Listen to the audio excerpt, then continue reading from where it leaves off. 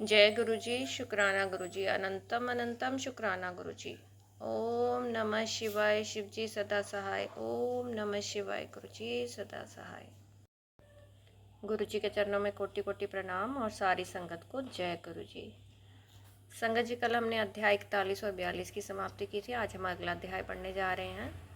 अध्याय को पाठ को ध्यान से सुने ताकि गुरु जी की ब्लेसिंग्स आपको मिले और गुरु जी की कृपा और आशीर्वाद सदैव सारी संगत पर बना रहे, यही मेरी प्रार्थना है। जय गुरु जी, शुक्राना गुरु जी। चलिए संगत जी, गुरु जी की आज्ञा से हम अगला अध्याय पढ़ रहे हैं। ध्यान से सुनिएगा पाठ को। भगवान शिव का दक्ष को अपनी भक्त वत्सलता, ज्ञानी भक्त की श्रेष्ठता तथा तीनों देवताओं की एकता बताना, दक्ष का अपने यज्ञ को पूर्ण करना, सब देवता आदि का अपने अपने स्थान को जाना, सती खंड का उपसंहार और महात्मय। ओम नमः शिवाय। हर हर महादेव। ब्रह्मा जी कहते हैं, नारद, इस प्रकार श्री विष्णु के, मेरे देवताओं और ऋषियों के तथा अन्य लोगों के स्तुति करने पर महादेव जी बड़े प्रसन्न हुए। फिर उन शंभु ने समस्त ऋषियों देवताओं आदि को कृपा दृष्टि से देखकर तथा मुझ ब्रह्मा और विष्णु का समाधान करके दक्ष से इस प्रकार कहा। महादेव जी बोले, प्रजापति दक्ष, मैं जो कुछ कहता हूँ सुनो। मैं तुम पर प्रसन्न हूँ। यद्यपि मैं सबका ईश्वर और स्वतंत्र हूँ, तो भी सदा ही अपने भक्तों के अधीन रहता हूँ। ओम नमः शिवाय। चार प्रकार के पुण्यात्मा पुरुष मेरा भजन करते हैं। दक्ष प्रजापति उन चारों भक्तों में पूर्व की अपेक्षा उत्तरोत्तर श्रेष्ठ है। उनमें पहला आर्त, दूसरा जिज्ञासु, तीसरा अर्थार्थी और चौथा ज्ञानी है। पहले के तीन तो सामान्य श्रेणी के भक्त हैं, किंतु चौथा का अपना विशेष महत्व है। उन सब भक्तों में चौथा ज्ञानी ही मुझे अधिक प्रिय है।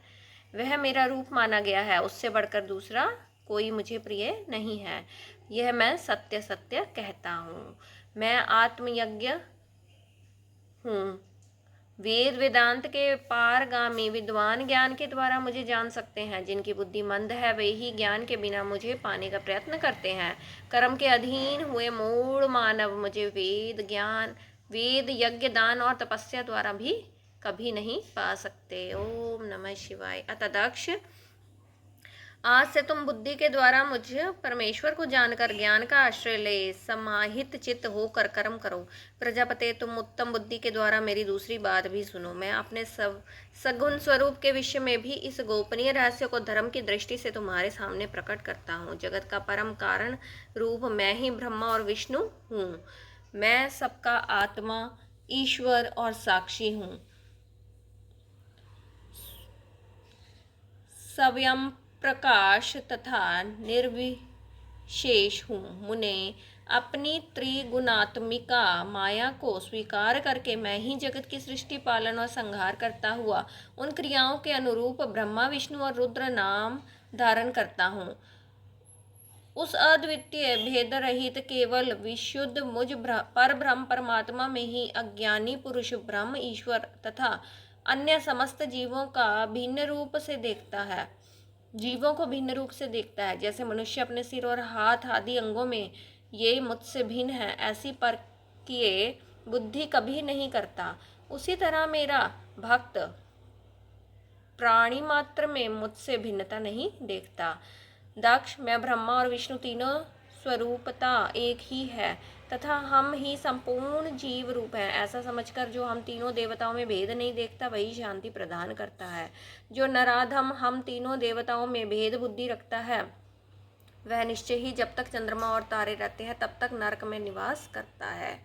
दक्ष, यदि कोई विष्णु भक्त होकर मेरी निंदा करेगा और मेरा भक्त होकर विष्णु की निंदा करेगा तो तुम्हें दिए हुए पूर्वोक्त सारे शाप उन्हीं दोनों को प्राप्त होंगे और निश्चय ही उन्हें तत्व ज्ञान की प्राप्ति नहीं हो सकती। ओम नमः शिवाय।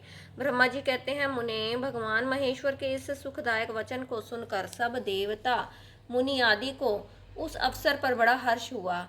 कुटुंब सहित दक्ष बड़ी प्रसन्नता के साथ शिव भक्ति में तत्पर हो गया। वे देवता आदि भी शिव को ही सर्वेश्वर जानकर भगवान शिव के भजन में लग गए। जिसने जिस प्रकार परमात्मा शंभु की स्तुति की थी उसे उसी प्रकार संतुष्ट चित हुए शंभु ने वर दिया। मुने, तदंतर भगवान शिव की आज्ञा पाकर प्रसन्नचित हुए शिव भक्त दक्ष ने शिव के ही अनुग्रह से अपना यज्ञ पूरा किया। उन्होंने देवताओं को तो यज्ञ भाग दिए ही, शिव को भी पूर्ण भाग दिया, साथ ही ब्राह्मणों को दान दिया। इस तरह उन्हें शंभु का अनुग्रह प्राप्त हुआ।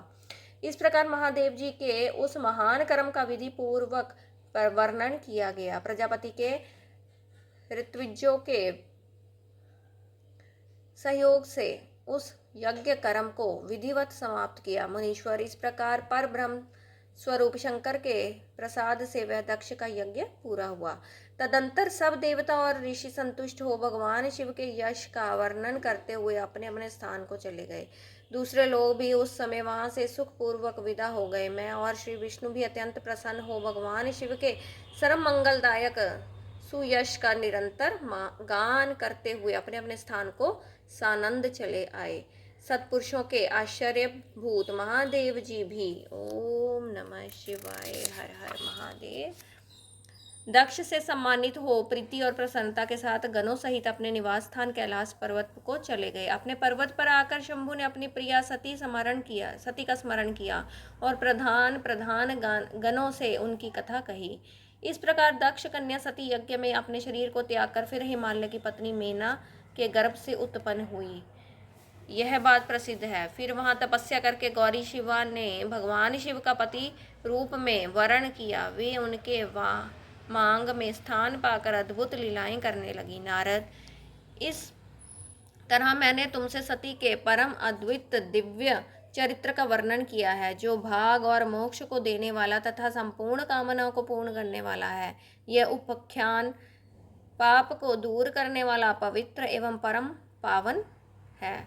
स्वर्ग, यश तथा आयु को देने वाला तथा पुत्र पौत्र रूप फल प्रदान करने वाला है। तात, जो भक्तिमान पुरुष भक्ति भाव से लोगों को यह कथा सुनाता है, वह इस लोक में संपूर्ण कर्मों का फल पाकर परलोक में परम गति को प्राप्त कर लेता है। ओम नमः शिवाय हर हर महादेव। शुक्राना दात्या शुक्राना। संगत जी, अध्याय 43 की 43 की समाप्ति होती है। चलिए गुरु जी से आज्ञा ले लेते हैं। अगले अध्याय के साथ आपके साथ कल फिर मुलाकात होगी। तब तक के लिए आप स्वस्थ रहें, मस्त रहें, अपना ध्यान रखें। सबका बहुत बहुत शुक्राना ये पाठ सुनने के लिए। पाठ को करते समय कोई भी त्रुटि हो गई हो तो उसके लिए मैं गुरुजी महाराज से और संगत जी आप सबसे क्षमा चाहूँगी। जय गुरु जी, शुक्राना गुरु जी। ओम नमः शिवाय। शिव जी सदा सहाय। ओम नमः शिवाय। गुरु जी सदा सहाय। शुक्राना शुक्राना अनंतम अनंतम शुक्राना। मेरे गुरु जी महाराज का भी अंत शुक्राना। हर हर महादेव, हर हर महादेव। जय गुरु जी, जय गुरु जी संगत जी, जय गुरु जी।